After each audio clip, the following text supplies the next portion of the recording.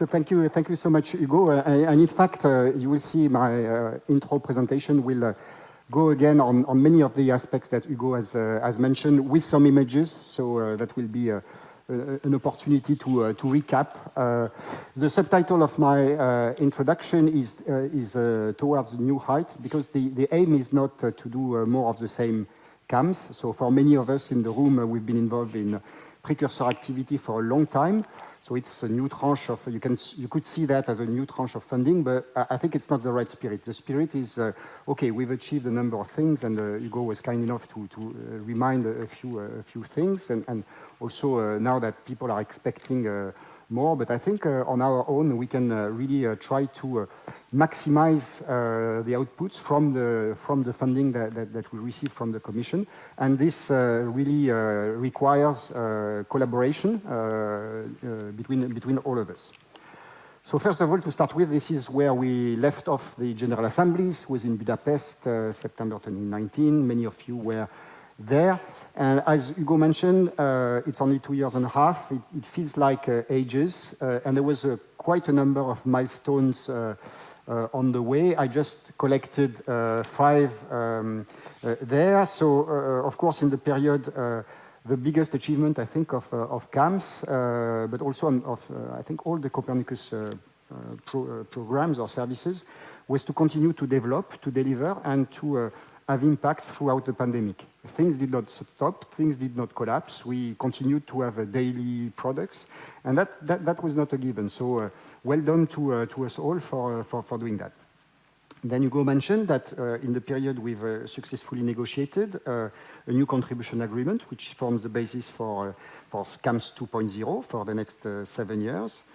For us in ECMWF, it was also the period where, realizing the consequences of Brexit, we needed to operate CAMS and Copernicus services in the EU. So we made a competitive process throughout ECMWF member state, and Germany and Bonn won this process. And less than 8 months after it was decided, some of us started to be here, and now we're 75 in this building, and we'll be probably 120 to 150 by the end of 2023. So another big milestone. The other thing which is very important is, if you're here, is that also that we have a big majority of all the CAMS2 activities that we have reprocured. So it's for, depends a little bit, but generally for 3.5 years or 4 years sometimes. And what we have achieved, thanks also to you, is to have a seamless transition between the funding phases. So it has been a bit difficult at times with extension contracts, but we managed in the end, nothing collapsed. And again, the users maybe barely saw that there was a change of funding, sometimes change of contractors involved in this process. So where we are in the life of CAMS, so we've already gone a number of stages.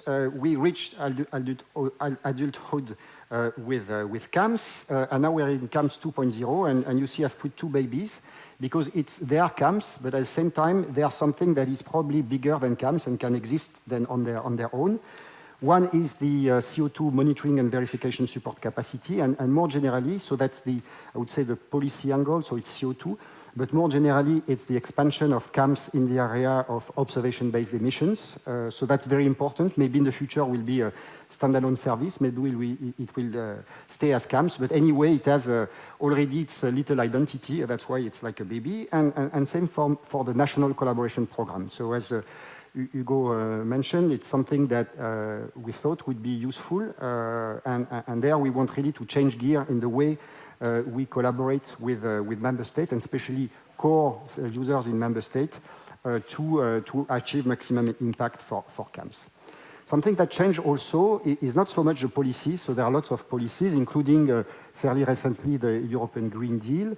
Many of these policies were already existing. What is changing is that now the entities in charge of its implementation at European and national level are looking to Copernicus and CAMS as being part of the solution. So that's new, that's a responsibility, and in order to deliver, we need to provide policy-relevant products, and that's a big challenge, and that underpins basically or confirms the high quality expectation that we put on the service. The rest of my presentation, which is not very long, will be to introduce this General Assembly and basically comment on this diagram, which you have seen almost identical already in Budapest. There were a few changes of words and things here and there, but essentially it's unchanged. So in the negotiation with the Commission, we changed a bit. Some things needed to be trimmed due to the budget availability, but not that much. So we have to adapt the ambitions, for instance, of national collaboration program or certain things. But overall, we got to where we wanted to be. So in this picture, you have all the different components of CAMS. So you, as a contractor, you can recognize yourself in one or the other boxes, and also ECMWF colleagues. So let me introduce the agenda and look at the blocks. So the first block is about observation, acquisition, and processing of the data. So there, in particular for the space component, it's really exciting times for atmospheric composition, as most of you know. We will have Sentinel-4 and Sentinel-5 on board METOP and MTG of EUMETSAT with the ESA designing the instruments, and we have the CO2M, which is the new addition to the family of a Copernicus satellite, which will focus on supporting the CO2 MBS. And there are other very exciting instruments coming. So it's a very exciting period to be in Earth observation-based services. So the first part of the General Assembly actually will provide an update from ESA colleagues. So first on Sentinel-3, 4, and 5, Sentinel-5P, of course, CO2M. Then we will have an update from EUMETSAT, in particular looking forward at the current products, but also at the new platforms. And then there will be a presentation about some of the satellite data processing that CAMS is doing. And finally, we will have an update presentation about the in-situ coordination activity, focusing more on the atmosphere part of Copernicus. The second block of activities which will be presented today is about, I would say, the traditional products of CAMS. So there, the keyword that Hugo mentioned is enhanced continuity. So we will continue to do all that, like in the past, but trying to get these to new heights as well. So this is an example of one of the outputs or the ways that CAMS data is consumed, both actually the global and the regional. It's on the Windy platform. And when you think of user numbers, this really outnumbers by a lot, not only the CAMS and the IDS, but like the C3S and all the other services. In 2019, when we started this collaboration with Windy, more than 1.5 million unique visitors accessed the layers of CAMS through that. And it's just one example. You've seen TV, etc. So what we do really, and now I think the figure has doubled or more. So what we do goes in the pocket of lots of people and becomes some of the primary source of information about air pollution. So there will be presentation on the different blocks, the global products, the European air quality products, and solar radiation, together with a report about the discussion that took place yesterday about the interaction between aerosol and radiation. That will be all for today. For us in the room, we will have the icebreaker. Then there is another part here, which are the emissions, so the new element. So it's so important that there will be a presentation just after 9. So Richard Engelen, who unfortunately cannot be with us physically due to COVID, is connected online. So he will present that just after me, so immediately.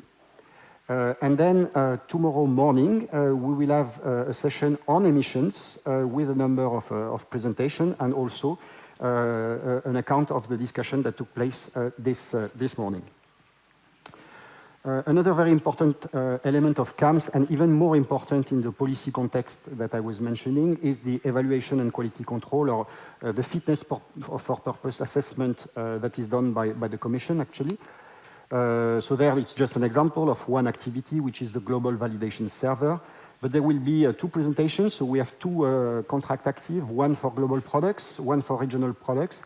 And then there will be a report about 2 of the discussions that took place that were also looking at evaluation, one about harmonization of data, and one about very important dust episodes that took place earlier this year.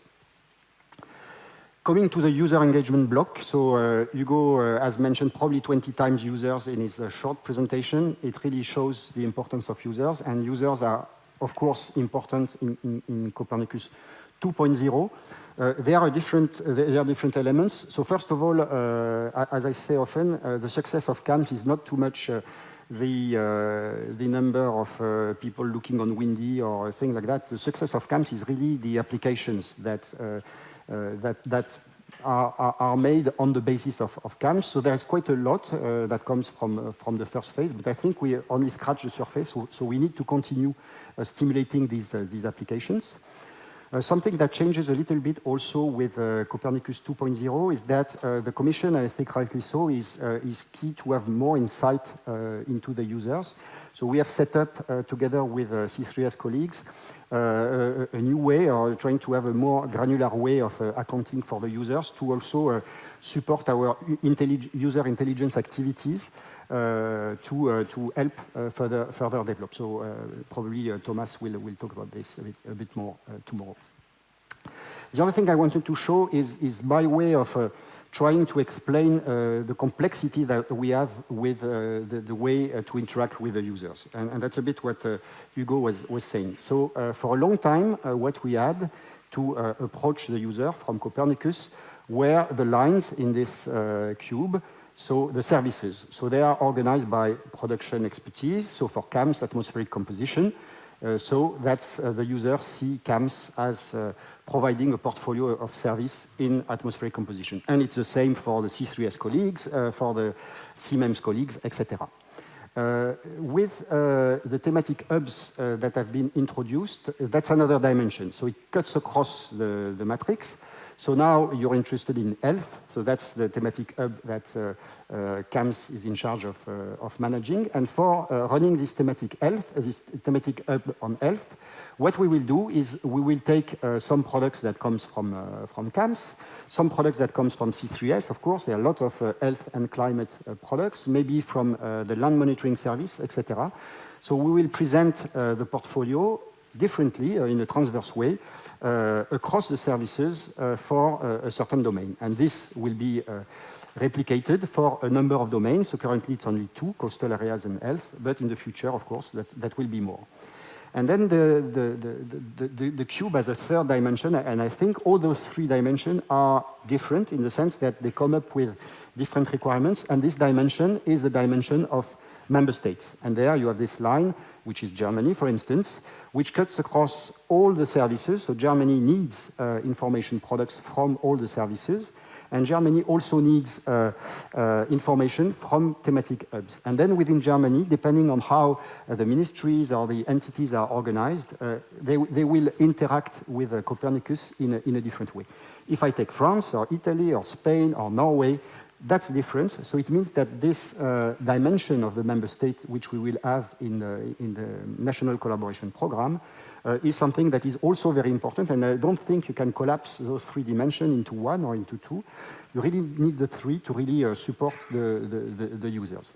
And the other element which is very important and a big change compared to the previous phase is that now the ESPA, which is the European Union Agency for Space, is tasked to develop the user uptake. So it doesn't mean that they will do that on their own. We need to support that for them. But for CAMS, I think what we want to do and what we have, how we have organized our budget is to be active on all those lines. So continue to deliver as CAMS, deliver across for the thematic hub on health and later others, and then interact with the countries for the activities. So there will be a few presentations about all these to get more insight about that, including a presentation from ESPA, National Collaboration Program, and the thematic hub on health. The data store and user support, there will be no presentation in this session because it's quite short. It doesn't mean that it's not important. It is very important, and actually that's something that changed a lot. Actually, the ADS opened while we were on lockdown. It opened in June. Actually, we opened it silently so that users could start to use data, especially regional air quality data during the COVID. And now it has grown and developed. But we have also, for user support, as you know in the contract, a growing knowledge base where there is more and more questions and documentation. It's a way that people consume the most efficiently information, as we've found. And there are also other tools, such as scientific and technical forum and a board where information can be posted when there is a problem with the production. So there is a wealth of activities. There will be a presentation at the next General Assembly, and feel free to discuss with colleagues as well who are present here. Communications is also something we will not discuss in detail this time. It's super important. I think you've seen, so Mark is not present, so I put a picture of him. You have heard probably of CAMS in your daily lives. Without looking at it, my parents, cousin, etc., they've all heard about CAMS, which was not the case, say, 3 or 4 years ago. So now we have a responsibility, we are very visible, and that thanks, of course, to a lot of work by the communication team, by our contractors. So that's about media, but there are lots of other activities, starting from organizing events with the team that supports us. So communication, we won't go in detail this time, but next time, promise there will be a detailed presentation. And last but not least, we need to make it happen. So it's about managing the things. And what I would like to highlight, there will be no presentation, but most of the colleagues are in the room, is of course, and you know them already, it's contract management. So you know many of the colleagues who make it happen for CAMS. So that's essential. So without the contracts, we have no activity. And also I've pasted the picture of Liz, who is supporting on the finance side. So sometimes we, or you don't see that, but it's extremely important. We need to forecast to the Commission how much money we will need for the next phase. We need to report how much money has been consumed. And without that, and without having colleagues working tirelessly to send all the information in time, probably the Commission would have been more reluctant to agree with ECMWF of a new contribution agreement. So here again, no presentation. There will be some contract-related activities, but another time we will cover that. So I'm finished for now. Happy to answer 1 or 2 questions of clarification. Otherwise, I will give the floor to Richard, who is online.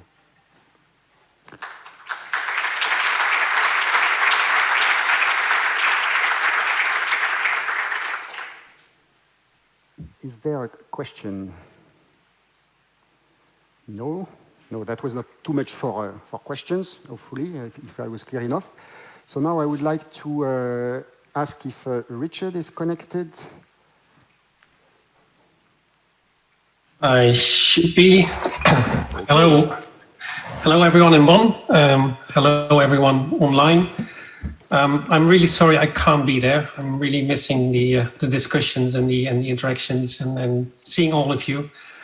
But unfortunately, COVID stopped me from traveling this week. I'm doing quite all right at the moment, so no issues. But traveling was one step too far. So I'm happy to contribute here in a more virtual way.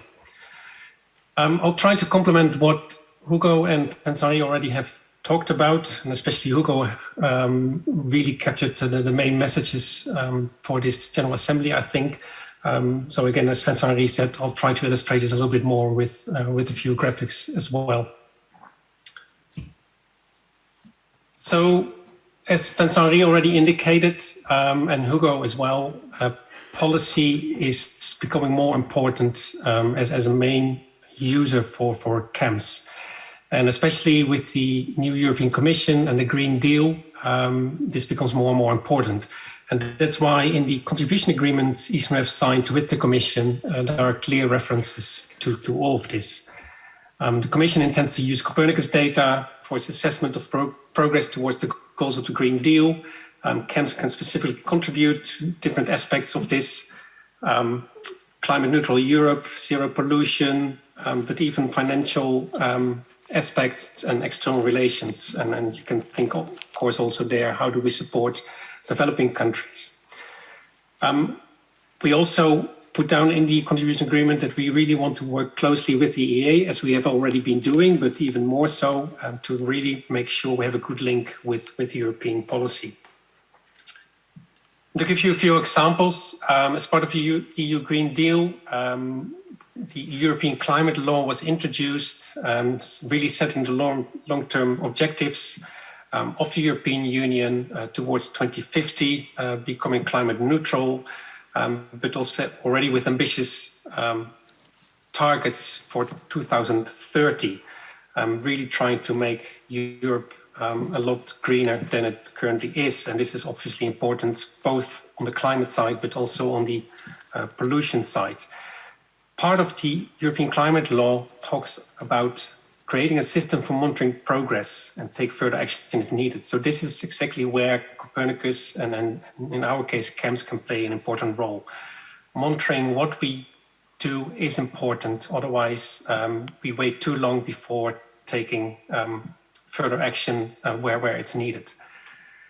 Similar for the EU methane strategy, where again, there's a clear reference to Copernicus and to CAMS even in this case, that we really need monitoring capabilities to support the policy making and to support all the mitigation actions. So this is all very clear. Vincent already showed this diagram, the design of CAMS2 for this next phase. And I just want to highlight the two new elements there. Air quality emissions and the CO2 service element for greenhouse gas emissions and fluxes.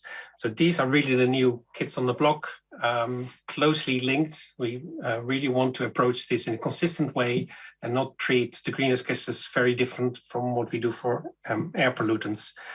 So this is really key for the development we are working on and the service provision we will provide later on. Most of you have seen this figure before.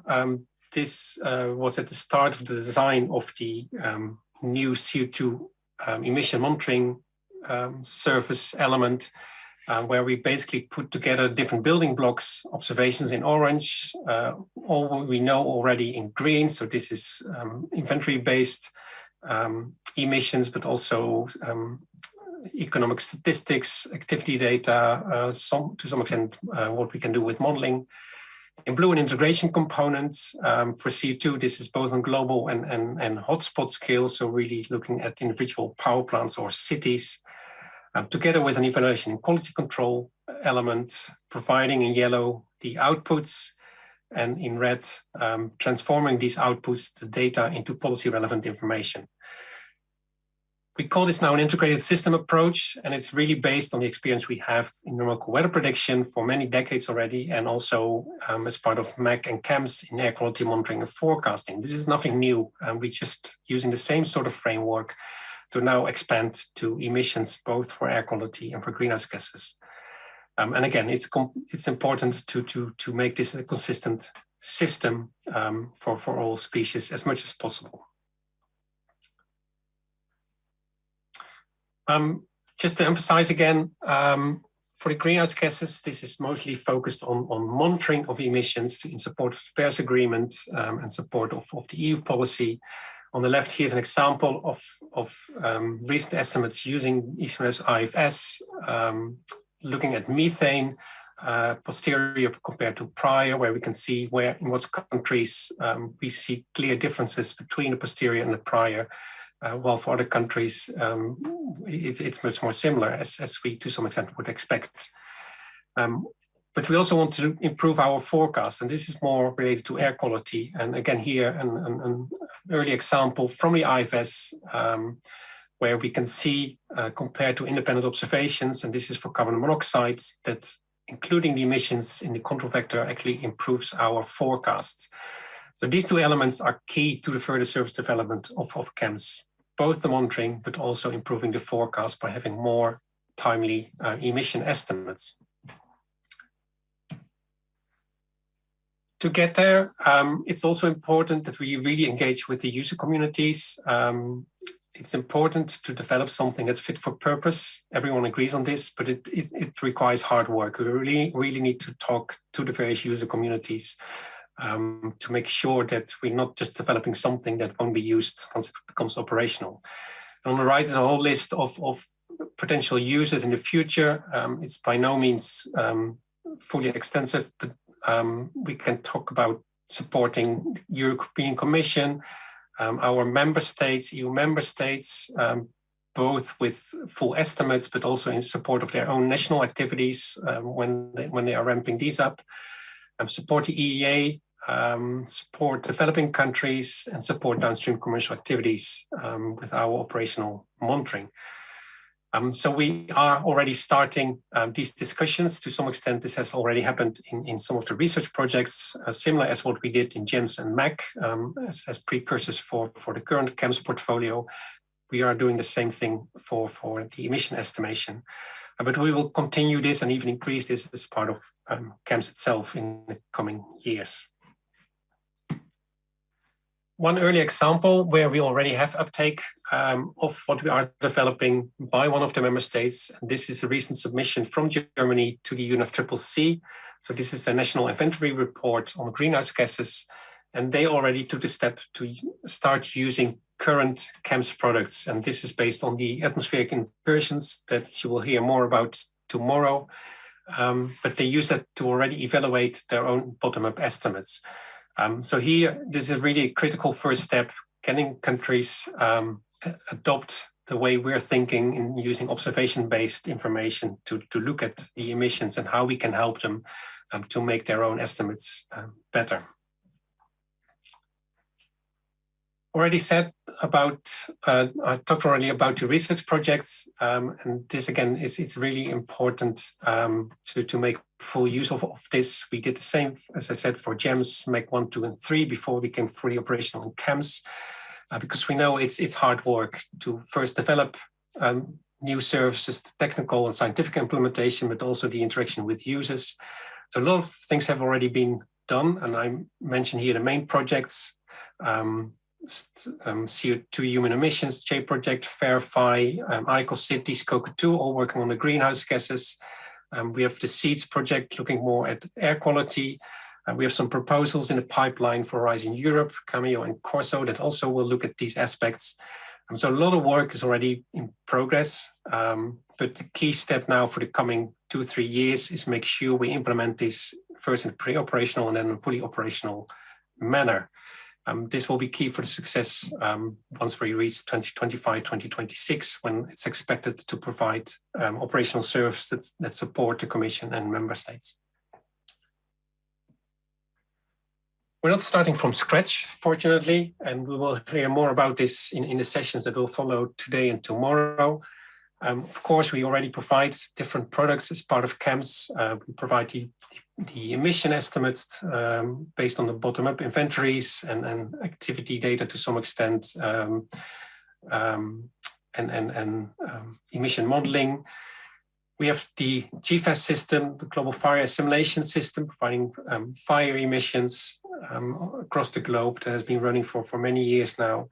We have the atmospheric inversions of greenhouse gas fluxes for CO2, methane, and N2O. So this is all already there, and we really want to build on top of this, make sure we don't start from scratch. We really make use of what we have. There were discussions this morning that I unfortunately had to miss about how we interact with emission estimates and the modeling itself, both on global and regional scales. So I hope this was a very fruitful discussion. We have more on this also in the plenary session tomorrow morning. So we're not starting from scratch, but we are really dedicating significant funding in the coming years to make this next big step on all the aspects. And I'm listing here the main elements that we have foreseen as part of our contribution agreement with the Commission. This is actually not just for CO2, it will apply also to methane and the main air pollutants as well. So we will further increase what we do on the prior site, prior site in terms of modeling, but there are products in their own right as well. so inventory-based emissions, emission modeling, etc., etc. Then a main development in the provision of global observation-based emissions and fluxes, both for greenhouse gases and air quality. Development and provision of hotspot observation-based emissions. As I mentioned before, co-design of specific user services. How do we translate the data we generate into something that's policy relevant that can be used by the main user communities? And then, very important as well, evaluation and quality control of emissions and service flux products, which we had to some extent already in the current services, but this really needs to be further expanded to get at the same level as we have in place for the global and regional services already.